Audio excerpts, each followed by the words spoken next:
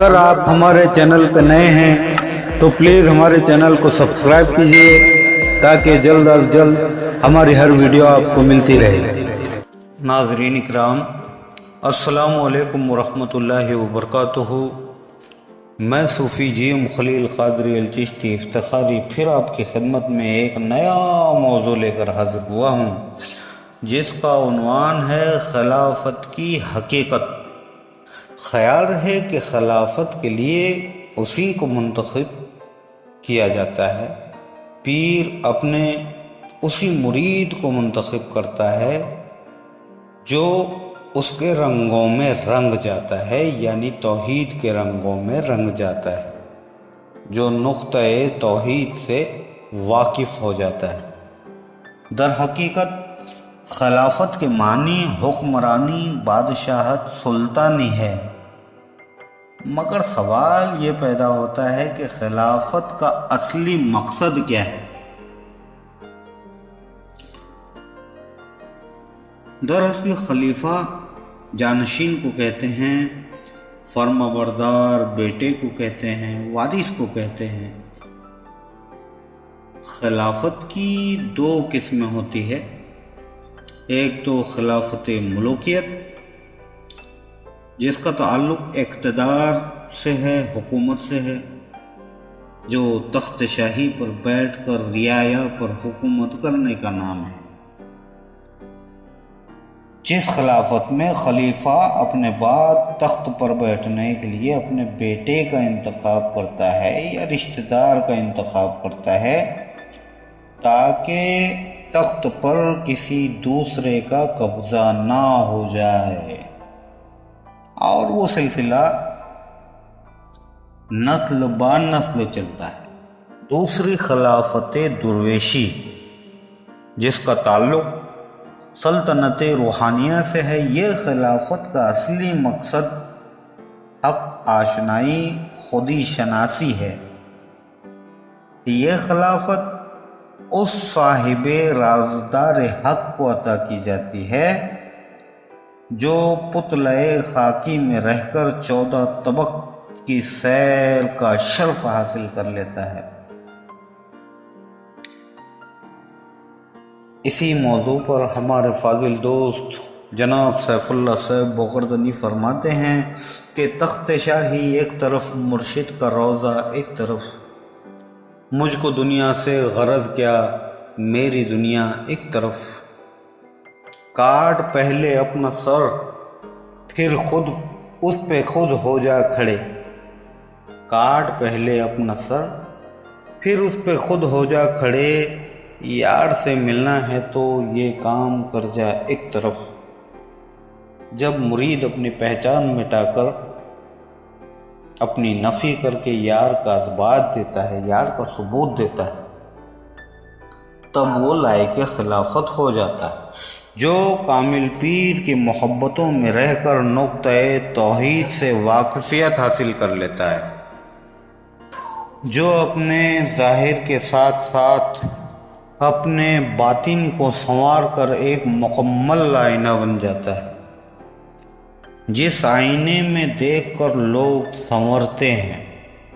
तालिब जब मतलूब के रंगों में रंग जाता है, तालिब का हर अमल मिस्ल मतलूब हो जाता है,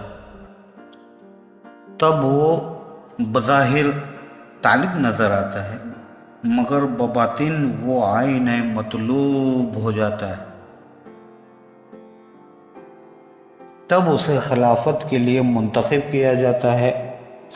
पीर कामिल अपने उस तालिब सादिक को जब असरार अना से वाकिफ़ पाता है, तब उसे अमानत नायाब से आगाही की सनद कामिला अता करता है और उसे हुक्म देता है कि तुम जिस अमानत के अमीन हो चुके हो, उसी अमानत को गाफिल सीनों तक पहुंचाने का फरीज़ा अंजाम दो।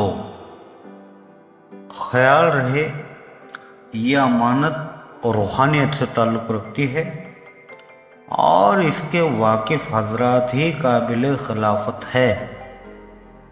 ये खिलाफत दुर्वेशी जो उसूल सूफियत पे कायम है, یہ خلافت پیر کامل اپنے مریدوں کو عطا کرتے ہیں۔ اس خلافت کے لیے شرط نہیں کہ اولاد ہو، کیونکہ یہ سلسلہ نسل سے نہیں روحانیت سے تعلق رکھتا ہے۔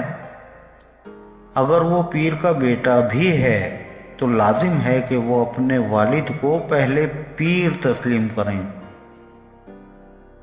پھر اگر اس بیٹے میں والد کے اوصاف پائے جاتے ہیں تو وہ لائق خلافت ہے، ورنہ صرف اولاد کا احترام لازم ہے، اس کی حد صرف احترام تک ہے۔ اندھی عقیدت کا صوفیت میں کوئی غزر نہیں، کیونکہ ہر مرید پیر کی روحانی اولاد ہوتی ہے۔ میں جانتا ہوں کہ جو وارث نسل ہے انہیں یہ بیان سن کر بڑی تکلیف ہوگی، کیونکہ یہ بیان سے کچھ لوگوں کی دال روٹی کے ذریعے کو نقصان پہنچنے کا خطرہ ہے، مگر سچ یہی ہے کہ خلافت درویشی میں اور تو کے فرق مٹانے اور اسی تعلیم کو پھیلانے کا نام ہے۔ وہ خلافت ملوکیت ہے جہاں رعایا کو کمتر اور خود کو بہتر سمجھنے کا درس ملتا ہے، مگر خلافت درویشی اس کے برعکس ہے۔ وہ امانت جو اللہ پہاڑوں پر نازل کرتا تو پہاڑ اس کی ہیبت سے ریزہ ریزہ ہو جاتے، وہ امانت ازل ہے جو حضرت انسان کے قالب میں جلوہ گر ہے۔ اس امانت کے امین اور واقف کو خلافت درویشی عطا کی جاتی ہے، مگر بڑے شرم کی بات ہے کہ اس امانت سے باخبری حاصل کرنے کے بجائے لوگ جبہ اور دستار کو خلافت سمجھ بیٹھنے کی نادانی کر بیٹھتے ہیں، اور جبہ و دستار کے نام پر خلافت کی تجارت بنا بیٹھتے ہیں۔ سرکار دو عالم صلی اللہ تعالی علیہ وسلم کی امانت کو اسی طرح سینوں تک پہنچاؤ جس طرح نبی کریم صلی اللہ تعالی علیہ وسلم نے پہنچائی، ان کی اولاد نے پہنچائی، اہل بیت نے پہنچائی، صوفیاء حق نے پہنچائی۔ 25,000 50,000 خلافت کے نام پر حاصل کرنا، یہ پیری مریدی کے حقیقی چہرے کو داغدار کرنا ہے۔ پیری مریدی کو زیادہ نقصان صوفی کی نااہل اولاد کی وجہ سے پہنچ رہا ہے۔ ان کی یہ کم عقلی کے سلسلہ میرے ابا کا ہے، میں بیٹا ہوں، ابا کے مریدوں پہ حکومت میری چلے گی۔ میری ایسی اولادوں سے گزارش ہے کہ پہلے وہ صوفیت کے اصول اور دین محمدی کو سمجھنے کی کوشش کریں، مٹنے کی تعلیم پھر اپنے آپ ابھر آئے گی۔ جیسے علامہ اقبال فرماتے ہیں کہ مٹا دے اپنی ہستی کو اگر کچھ مرتبہ چاہے، کہ دانہ خاک میں مل کر گلے گلزار ہوتا ہے۔ خیال رہے کہ خلافت درویشی میں ہر خلیفہ و ہر مرید جانشین ہوتا ہے، یہی حق ہے۔ مولا ہر ایک کو صوفیت کی اصل تعلیم سے واقفیت عطا کرے۔ خلافت کی بنیاد من کنت مولا فعلی المولا ہے، جو غدیر خم کے میدان میں سرکار دو عالم صلی اللہ علیہ وسلم نے مولا علی کو عطا کی تھی۔ یاد رہے خلافت مولا بنانے کا دوسرا نام ہے، یعنی مختار کل اپنے مرید کو مختاری سونپتا ہے، مولائی کرنا سکھاتا ہے۔ خلافت غلامی کا نام نہیں۔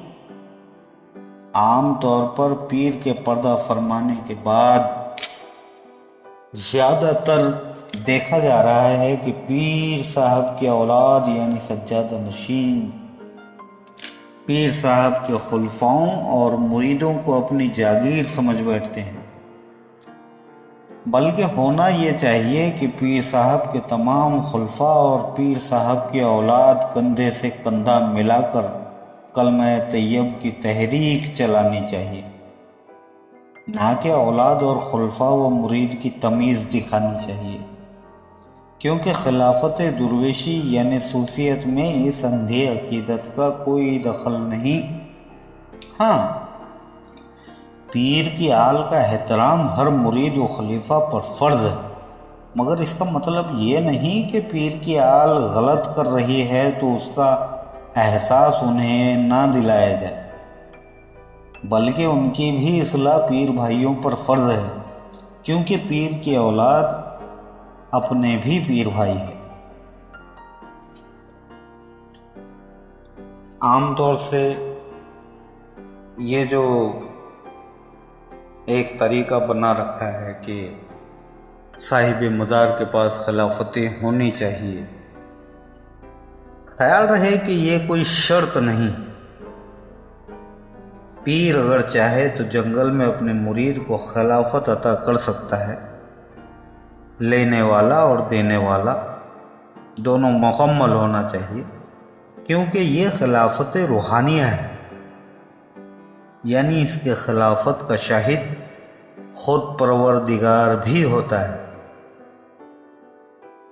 خلافت کے لیے کسی مقرر جگہ کی قید نہیں، یہ ایک فقراؤں کی ترتیب ہے۔ ہمارے بزرگوں کی ایجاد بنیاد کردہ رسم ہے کہ وہ عرس کے موقع پر صاحب مزار کے پاس خلافتوں کے فرض کو انجام دیں۔ ایسا کرو تو بہتر ہے، کیونکہ یہ ہمارے بزرگوں کا طریقہ ہے، مگر کسی سبب ایسا نہ ہوا اس سے کوئی فرق نہیں پڑتا، کیونکہ یہ شرط طریقت نہیں۔ خلافتوں کے طریقے اگر طریقہ مصطفیٰ پر ہو تو بہتر ہے۔ خلافت کے عوض 25,000، 50,000، 10,000، 11,000 یہ سوداگری ہے پیارے۔ جس کی قیمت مقرر ہو جائے وہ شے بکاؤ ہے، اور خلافت بکاؤ نہیں۔ اگر اس کی قیمت لگانے بیٹھیں تو کوئی اس کی قیمت ادا نہیں کر سکتا۔ خلافت لا قیمت ہے، ہمارا وہم اور گمان بھی نہیں جا سکتا کہ اس کی کیا قیمت ہو سکتی ہے، مگر خیال رہے خلافت اور امانت دونوں لا قیمت ہے۔ دال روٹی کے چکر میں اللہ رسول کی امانت کو تجارت بنانے سے پرہیز کرنا چاہیے۔ مولا ہمیں صراط مستقیم پہ چلنے کی توفیق عطا فرمائے، آمین ثم آمین۔